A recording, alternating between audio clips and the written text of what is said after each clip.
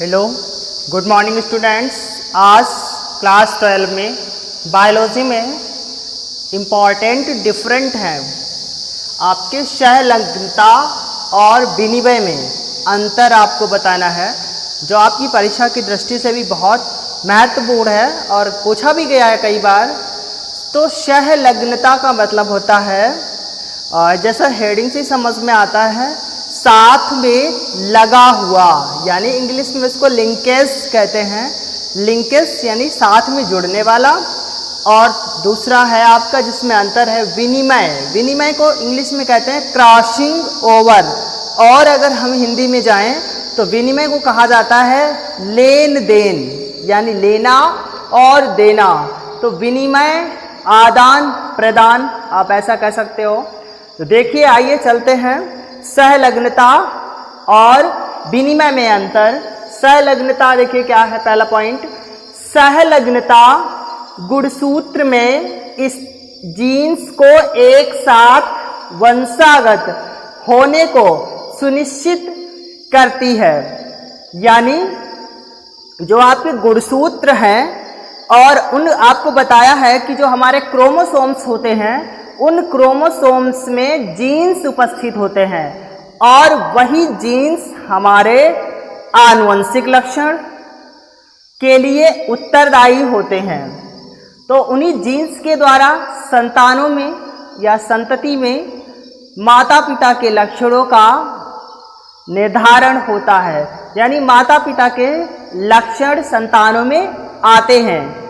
तो जो सहलग्नता है वो हमारे गुणसूत्र पर, आपने गुणसूत्र की संरचना देखी होगी, जैसे आपका सीलिंग फैन होते हैं, ये आपके गुणसूत्र होते हैं। इस प्रकार की स्ट्रक्चर बनी होती है गुणसूत्र की, और इन्हीं गुणसूत्र पर आपके छोटे छोटे इस प्रकार से संरचना बनी होती है।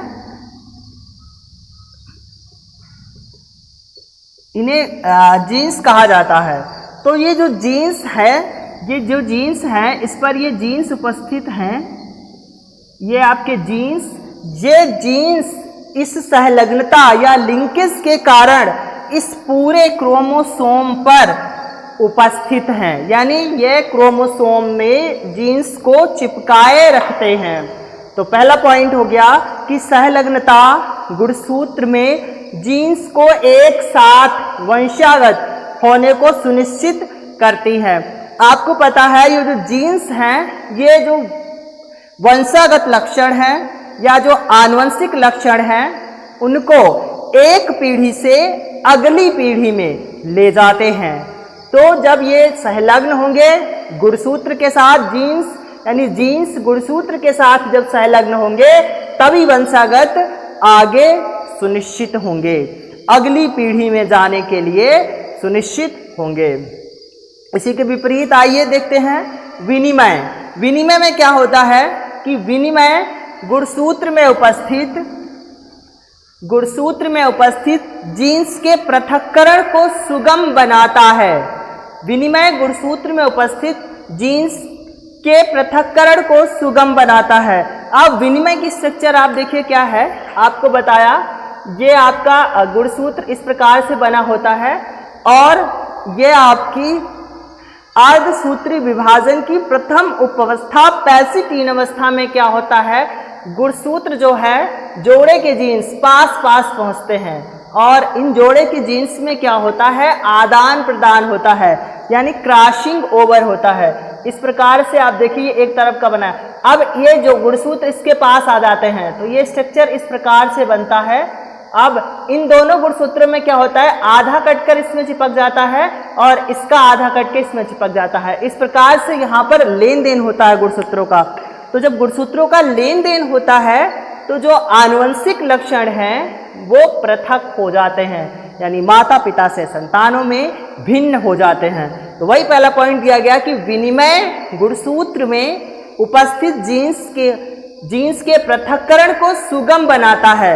यानी सहलग्नता जीन्स को गुणसूत्र में चिपकाती है, चिपका करके रखती है, परंतु विनिमय जो है वो गुणसूत्र से जीन्स को अलग करता है। बस ये अंतर था। इसके बाद दूसरा पॉइंट, दो जीन्स के मध्य सहलग्नता क्षमता यानी संलग्नता क्षमता जीन्स के बीच की दूरी घटने के साथ बढ़ती है। यानी जब दो जीन्स के मध्य संलग्नता क्षमता क्या होगी, जीन्स की बीच की दूरी घटने के साथ बढ़ती है। संलग्न जैसे जैसे जीन्स के बीच की दूरी घटेगी उसके साथ संलग्नता बढ़ेगी। और इसी के विपरीत दो जीन्स के मध्य विनिमय के अवसर गुणसूत्रों के बीच की दूरी घटाने पर घटते हैं। यानी कि जब जैसे जैसे गुणसूत्र की दूरी घटेगी वैसे वैसे विनिमय की दर भी घटती जाएगी। तीसरा पॉइंट, गुणसूत्र के बीच की दूरी बढ़ने पर संलग्नता क्षमता घटती है।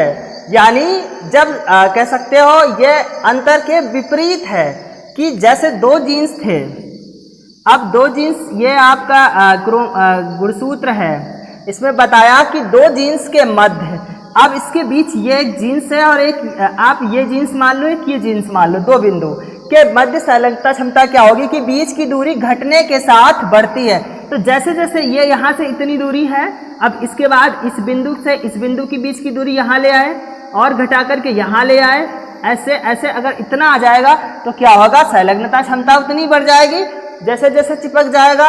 यानी कि आप यहाँ देखिए ये दो बिंदु है, ये एक जीन्स है और एक ये जीन्स है, इन दोनों बीच की दूरी ज़्यादा है। अब जैसे जैसे ये बिंदु नज़दीक आएंगे वैसे छोटा होता जाएगा और छोटा हो जाएगा। तो क्या लिखा था अब दूसरा पॉइंट कि दो जीन्स के मध्य संलग्नता क्षमता जीन्स के बीच की दूरी घटने के साथ बढ़ती है। अब देखिए जीन्स की दूरी यहाँ इतनी ज़्यादा थी तो संलग्नता क्षमता इतनी दूर हो गई और जैसे जैसे दूरी घटी वैसे वैसे संलग्नता क्षमता बढ़ती गई।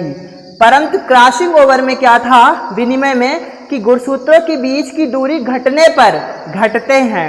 अगर इसकी दूरी जैसे घटेगी तो यह भी क्या होगा, घटता जाएगा। अब ये दो बिंदु है, इनके बीच की दूरी इतनी बची तो क्रॉसिंग ओवर भी कम हो जाएगा। इसी के साथ अब हमारा तीसरा पॉइंट था आपका, तीसरा पॉइंट देखिए क्या है। तीसरा पॉइंट समझते हैं कि गुणसूत्र के बीच की दूरी बढ़ने पर जैसे जैसे गुणसूत्र की दूरी बढ़ेगी संलग्नता क्षमता घटती जाएगी। अब ये गुणसूत्र है और एक यहाँ गुणसूत्र है, यानी ये गुणसूत्र की संरचना है, एक ये गुणसूत्र की संरचना है और इसी प्रकार ये बना लिया। अब इन दोनों के बीच की दूरी इतनी ज़्यादा है, ठीक है, तो गुणसूत्र के बीच की दूरी बढ़ने पर संलग्नता क्षमता घटती है। अब इन दोनों के बीच की दूरी बढ़ गई तो क्या होगा, संलग्नता क्षमता क्या होगी, कम हो जाएगी, कम होती जाएगी, यानी इतनी दूर बढ़ जाएगी। तो संलग्नता क्षमता यहाँ से यहाँ तक आई तो क्या हुई, कम हो गई। परंतु इधर क्या है, गुणसूत्रों के बीच की दूरी बढ़ने के साथ जीन्स विनिमय के अवसर भी बढ़ते हैं। यानी जैसे जैसे गुणसूत्रों की दूरी बढ़ेगी, अब मान लिया ये गुणसूत्र है और ये गुणसूत्र है, अब इन दोनों के बीच की दूरी क्या है, कह रहा है कि दूरी बढ़ने के साथ जीन्स विनिमय के अवसर बढ़ते हैं। तो दूरी बढ़ेगी तो क्रॉसिंग ओवर और अधिक होगा, यानी क्रॉसिंग ओवर और अधिक होने के चांस बनेंगे। तो ये था आपका तीसरा पॉइंट। अब हम आते हैं चौथे पॉइंट पर। चौथा पॉइंट देखते हैं क्या है।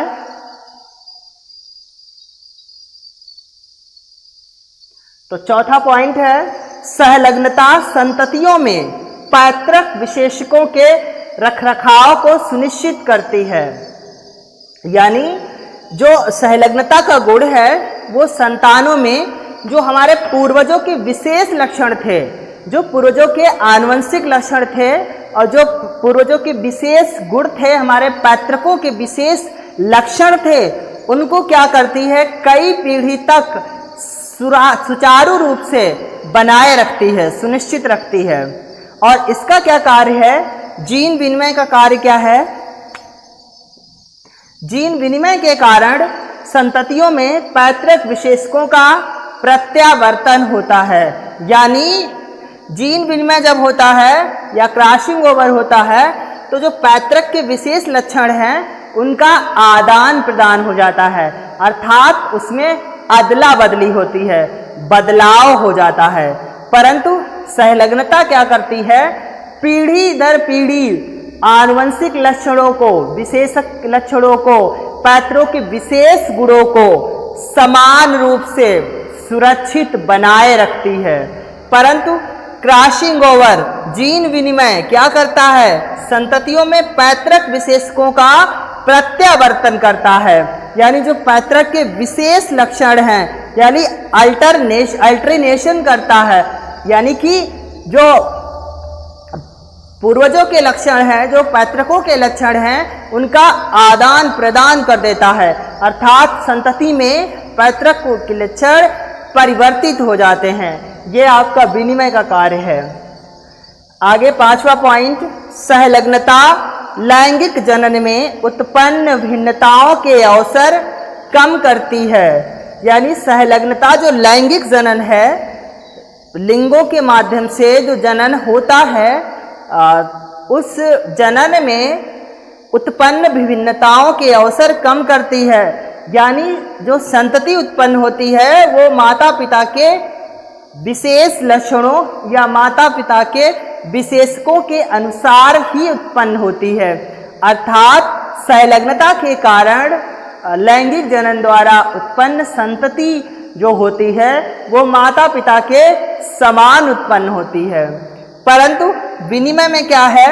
विनिमय लैंगिक जनन में उत्पन्न भिन्नताओं के अवसरों को बढ़ाता है।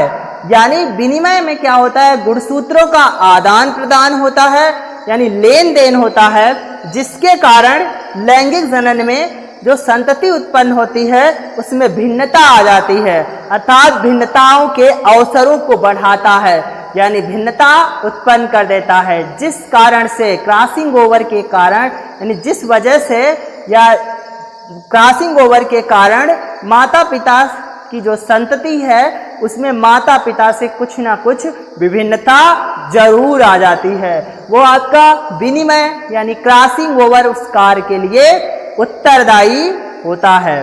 परंतु इधर क्या था? सहलग्नता लैंगिक जनन में उत्पन्न भिन्नताओं के अवसर कम करती है। अर्थात जो आपकी सहलग्नता है वो लैंगिक जनन में माता पिता की जैसी संतान उत्पन्न करने में मदद करती है। अर्थात संतति में माता पिता के विशेषक या माता पिता के विशेष गुण सहलग्नता के कारण ही आते हैं। तो ये था आपका सहलग्नता यानी लिंकेज। दूसरा विनिमय क्रॉसिंग ओवर। दोनों में अंतर या आपसे अलग अलग पूछता है कि सहलग्नता क्या होता है तो आप सहलग्नता के लक्षण लिख दो, और अगर आपसे विनिमय पूछता है क्रॉसिंग ओवर क्या है तो आप क्रॉसिंग ओवर के लक्षण लिख दो। तो सहलग्नता और क्रॉसिंग ओवर आप बहुत अच्छे से यहाँ से तैयार करना और समझना।